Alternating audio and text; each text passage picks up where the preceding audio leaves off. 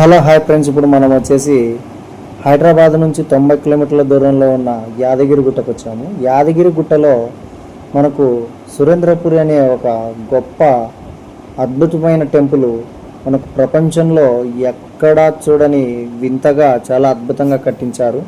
First time నేను కూడా ఈ సురేంద్రపురికి రావడం జరిగింది.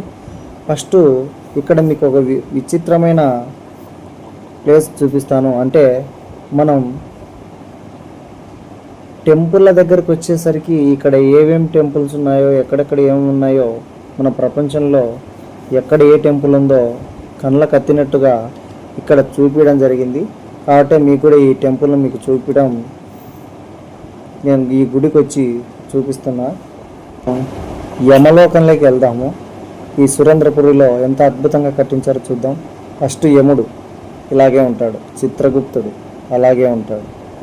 కాబట్టి మనం సినిమాలలో చూస్తున్నాం కదా, యముడు ఎలాగుంటాడో, చిత్రగుప్తుడు ఎలాగుంటాడో, అలాగే మన చేసిన పాప కర్మలు కూడా ఇక్కడ కళ్ళకు అత్తినట్టు చాలా అద్భుతంగా ఈ బొమ్మల రూపంలో మనకు చూపించడం జరిగింది.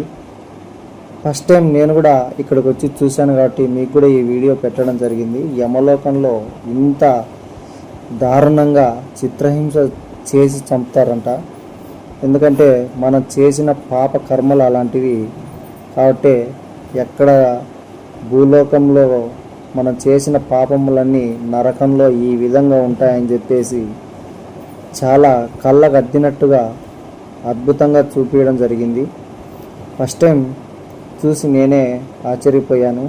మన సినిమాలలో చూడడమే తప్ప ఇట్లా రియల్గా ఈ విధంగా చేస్తారు అని చెప్పేసి మనం అపరిచితుల్లో కుంభిపాకం, అకుంపదం ఇలాంటివన్నీ పదాలు విన్నాం.